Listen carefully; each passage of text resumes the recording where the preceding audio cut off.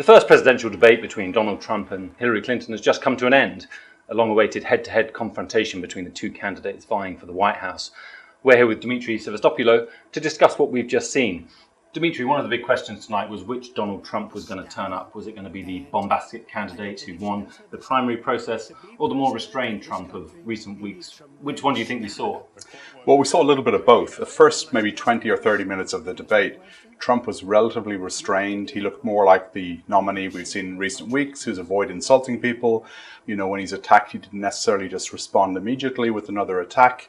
But during the course of the debate, Hillary Clinton got under his skin, I think, and she started to needle him, and he couldn't help himself. And then he started getting rattled and actually responding a little bit more like we saw him during the Republican debate. So I think his plan was to be more presidential and more restrained, but somehow she managed to derail him.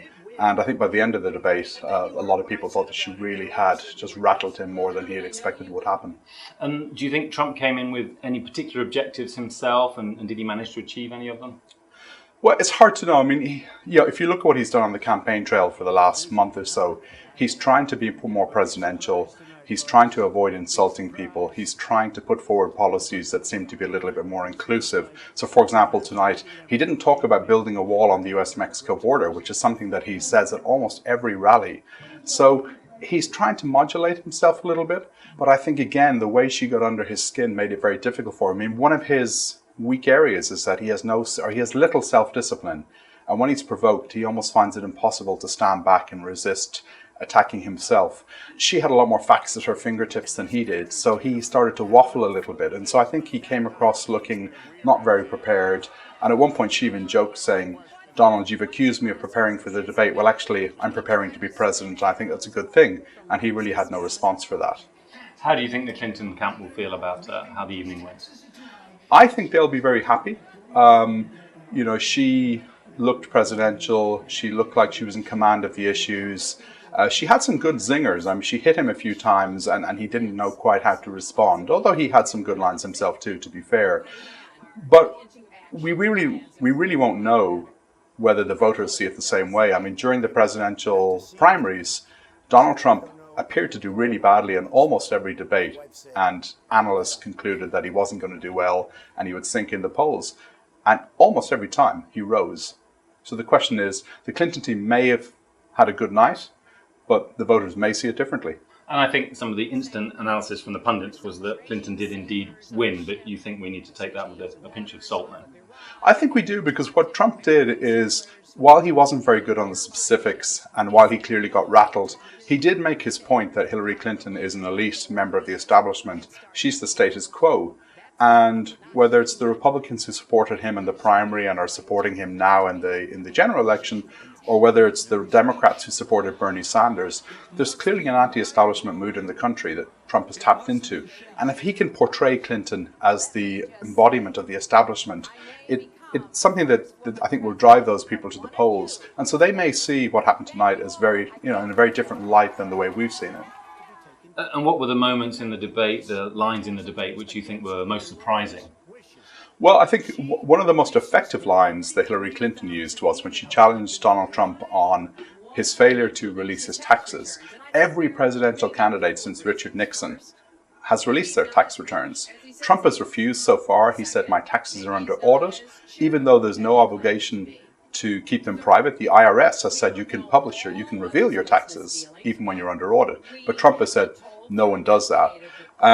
She said, okay, he's hiding something. Either he's not as wealthy as he says he is, which is something that Trump hates. He wants to be the biggest, the best, the boldest. And if you insinuate that he's not, he can't help but not respond. She said maybe he's not giving as much to charity as he says he does.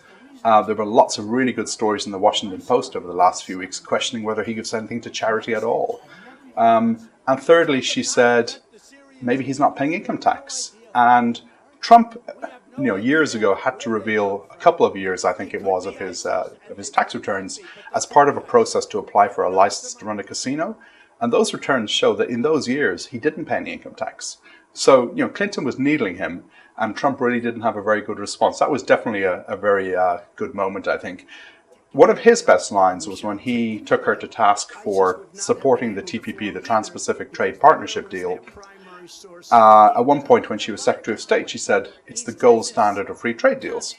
Then when she got into the primary and Bernie Sanders was hitting her on trade and Donald Trump was rising in the polls because of his anti-trade stance, all of a sudden she shifted and said, I'm against TPP. She really didn't have a good answer for that tonight. Trump hammered her hard, and that was quite effective. So I think on his side, that was probably one of the best moments. So all in all, do you think what we've seen tonight is going to change the way voters see either candidate in a big way? I think for the ardent Clinton supporters and the strong Trump supporters, very little will change. They saw what they wanted to see, and they'll see the other candidate in the light they want to see them in. For people in the middle, the independents who are undecided, it may sway them one way or the other. But I think probably what it's done is, for the time being, it probably stopped Trump's momentum a little bit. If you remember, coming out of the Democratic convention, Clinton had a bounce in the polls. That was then amplified when Trump shot himself in the foot a couple of times. But over the last few weeks, Clinton's had a very bad run. She's been accused of hiding the fact that she had pneumonia, which plays into concerns about her penchant for secrecy.